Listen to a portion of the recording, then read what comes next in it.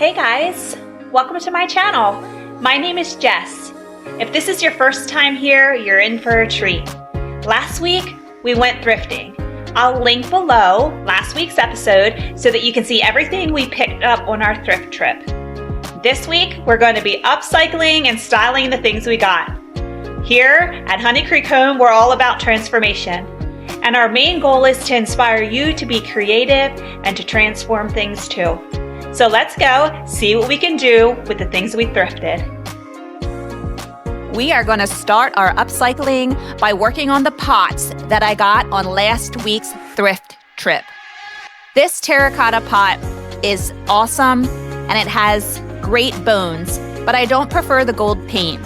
So I gave it a quick cleaning with crud cutter, and I'm going to use a paint technique to make it look like stone. Here I'm using Country Chic paint in the color Simplicity, and I added 1 part paint, 1 part baking soda to thicken up the paint. Here I am stippling it on with my paintbrush to give it a stone-like effect. After it was all dry, I went in with some cinnamon. I wanted to give it a little bit of depth and color and make it look like it's a little older than it is. I started by using the brush, but that wasn't really making it stick very good. The paint was still a little bit tacky, so I just added the cinnamon with my hand and tried to press it into the paint a little bit more. Then I used the brush to dust off the extra cinnamon. As you can see, I'm getting a little impatient by just sprinkling it on with my hands, so I dumped the whole plate of cinnamon on there, and then I just used my hands again to rub it in and press it into the paint. Afterwards, I just took my paintbrush and dusted it off and got all the excess cinnamon off of the pot.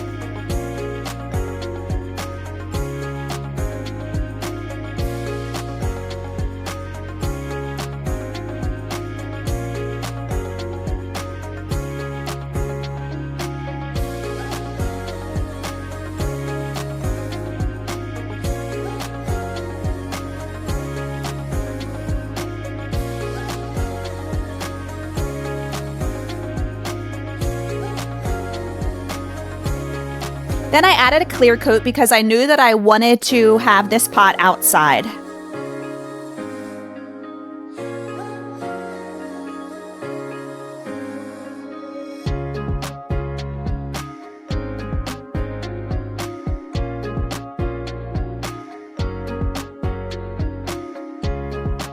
After the clear coat dried, I got this fig tree from the Goodwill bins. Guys, I paid under $5 for this tree. It was still brand new in a box. I added some to the top of the pot to cover up the little fig tree, and this will also help it from being blown over when the winds come through.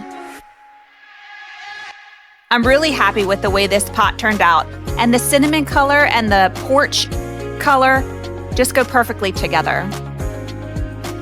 This pot here, I'm kind of thinking I overpaid for. I did pay $10 for it at the thrift shop. But it was a nice big pot, and I wanted to kind of start an herb garden in pots on my back patio. I'm trying to make all the pots look a little bit more cohesive, like they belong together. So here I am using Country Chic's paint in the color Pop the Bubbly.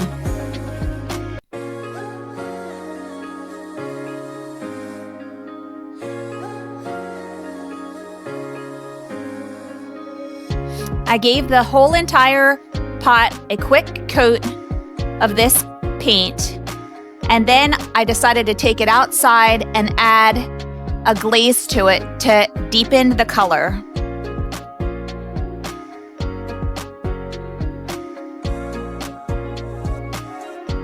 I like this paint because it does not have any kind of odor to it, so I feel safe about using it inside.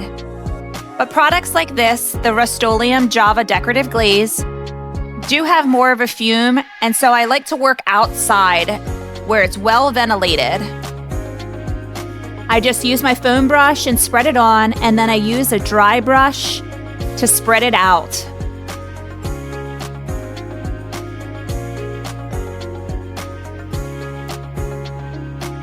I just love how it warms up the color and makes it more cohesive with some of the other pots that I will be decorating today.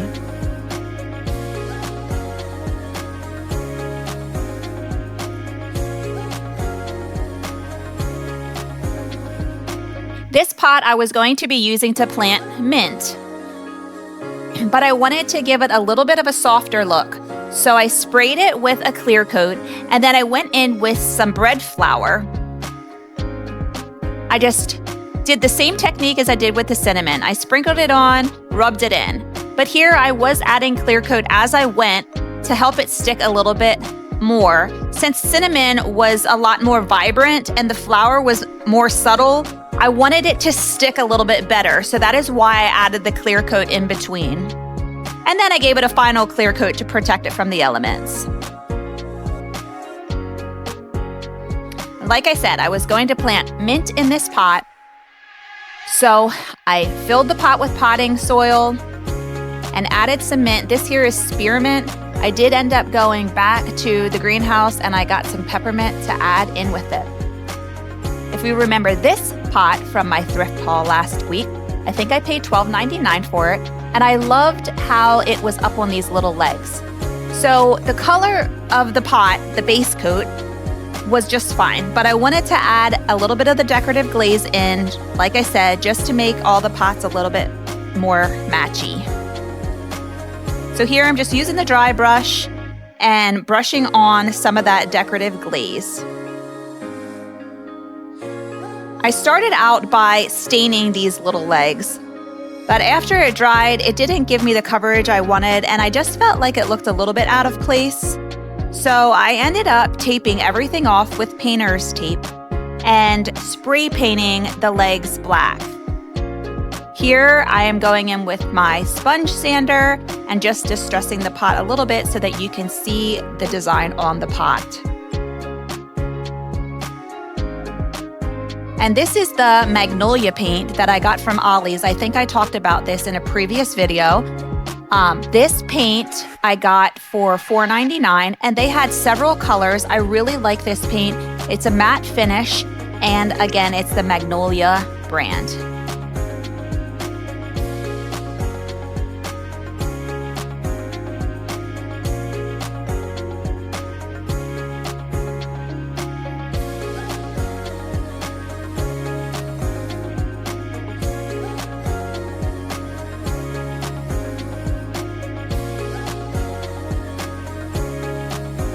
And after those legs were dry, I went ahead and filled the pot with the potting soil. And in this pot, I did oregano.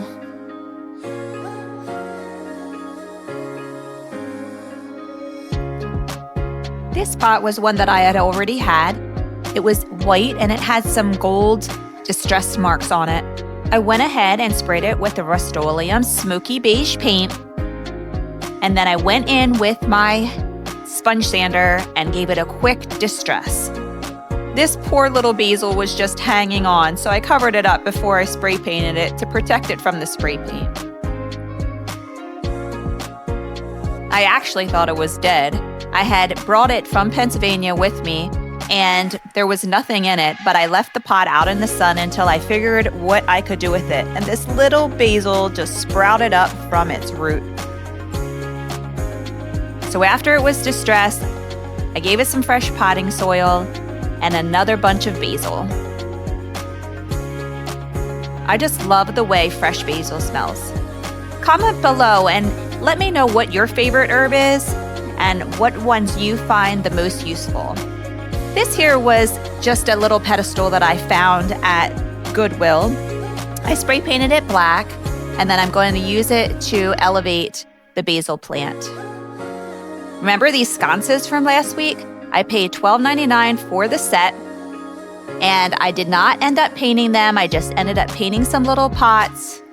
I got some pothos flowers, which I'm hoping will end up growing downward.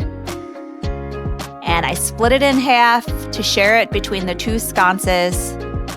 And then I ended up hanging it on the outside wall behind the sofa. Every time I sat out there, I just felt like those walls looked a little bit bare, And when I saw these sconces, I thought that they would be the perfect addition to our outdoor space.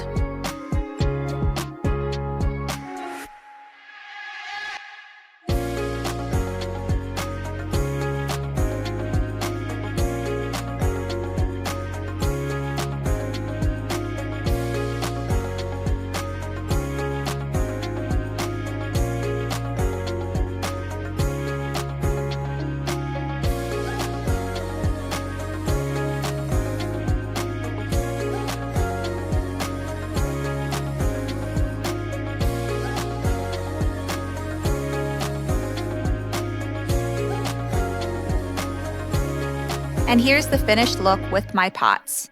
The 2 black pots I already had, and that elevated plant stand I found at a thrift shop in Pennsylvania for $12. I want to keep going and adding more varieties of herbs to the little porch space. But for now, we have a jalapeno plant, some mums, oregano, basil, and mint. If you guys are enjoying these episodes, would you do me a favor and like, comment, share, and hit that notification button so that you never miss an episode.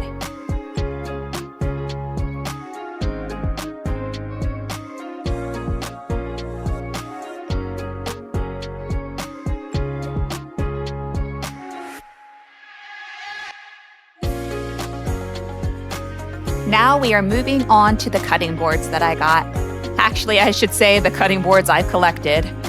This one here was just a plain Jane cutting board, but I had an idea to make a fresh handle on it and drill a hole in the top so that I could hang it on some bars that I wanted to install in the dining room.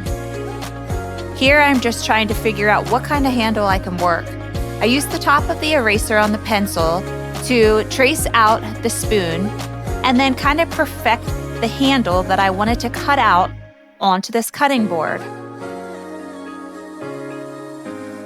I then used the pencil to draw it on, put a little hole in it so I knew where to drill a hole, and then I gave the cutting board a wax. I was planning on staining it, but it had some beautiful grain in it, and I was afraid that the stain would cover up the grain. So I left it so that I'd have some variation in colors when I hung everything on the board. And then, believe it or not, I did attempt the jigsaw, but I was no good at it, and for some reason, I'm a little bit scared yet of power tools. But I'm learning, and Jerry's such a great teacher, so maybe I'll try the next one.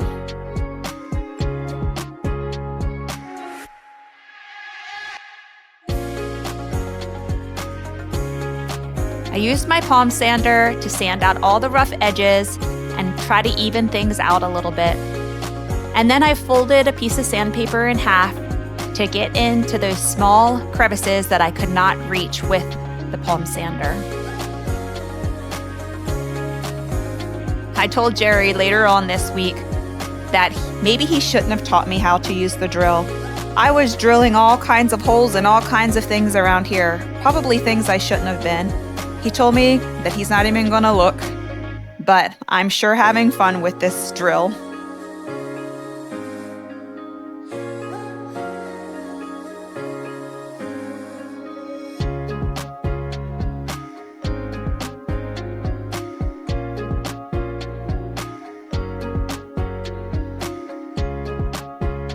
And here I got some courage up to try the jigsaw again.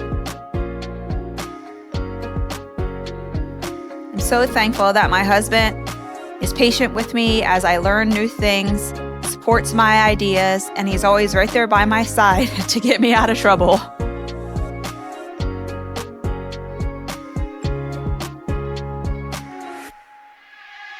And here again, I used the drill to put a hole in the top so that I could use some S-hooks to hang them on the bars in the dining room. Gave it a quick sand to even out those rough edges, and I did end up putting some wax on that one as well. This one here was just kind of a cheap, flimsy cutting board, so I thought that I would try something different on this one. I don't think that I would actually use this as a cutting board. I think it's more of a decorative piece. There was a Hobby Lobby sticker on the back, so that kind of tells me that it's not really meant to be used as a cutting board, but more of a decorative piece. So here I'm just adding some stain to it to darken the wood. I put it on with the paper towel and then I wipe the excess stain off. And this here was just an extra piece of anti-skid mat for under a rug that I had. So I thought it would be cool to try to use this Rust-Oleum satin smoky beige paint and spray through to give it a little bit of a subtle checkered board effect. Here's the breadboard cutting board that I found. I love that it had that little leather strap that I'll use to hang it on the bars in the dining room. But the silver piece, I just wanted to tone down a little bit. So I used some rub and buff to give it more of a gold color.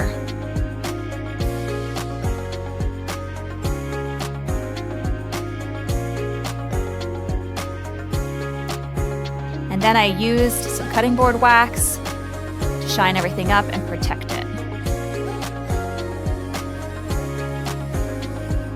And after I had them all done, I added some pictures and some plants, some macrame, and I hung them all in our dining room. What do you think? Of course, I have the one my son made me on display.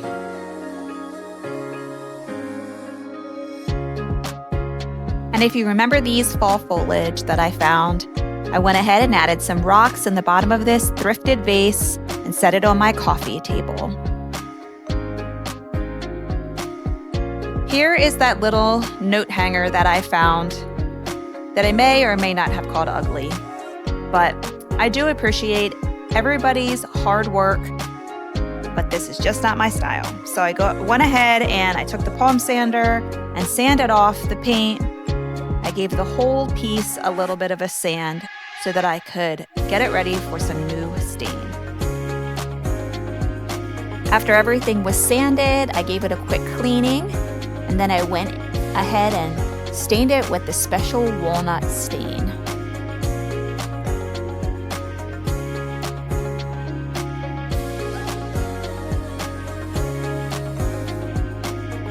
I painted the edges with the country chic paint in a very light gray color. I wanted it to kind of blend in with the walls a little bit more.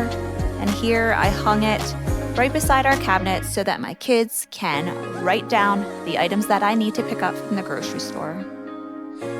This picture here I was watching at Goodwill for a while. It was marked $24.99, but I was not quite willing to pay that much. Colby likes anything outdoors that reminds him of hunting or the mountains. So I thought this moose picture would be the perfect addition to his bedroom. I watched it at Goodwill to see if I could pick it up on the orange half-price tag day. But when I went in, it was gone, so I thought I missed it. About a week later, my husband and I went to the Goodwill bins, and there it sat. Guys, I picked up this large picture for only $5. I like it, kind of, but it needs a little bit of an update. So here I'm putting painter's tape on the inside of the frame, and I'm gonna go ahead and paint the outside of the frame in a little bit of a green color. I didn't have the exact color that I wanted, so I tried mixing up several different colors to get a shade of green that I liked. It was definitely trial and error. But once I got the color that I liked, I went ahead and painted the entire frame in 2 coats.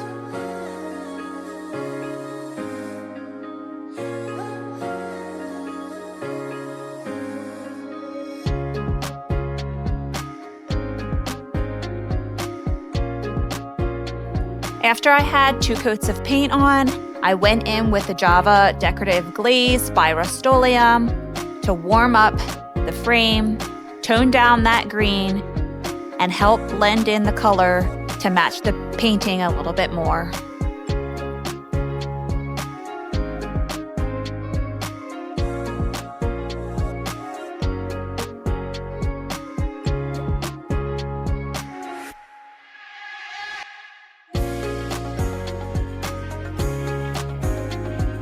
And here it is hanging on his wall. Forgive the glare from the light. I tried all kinds of different angles so that we wouldn't have the glare, but we have the glare.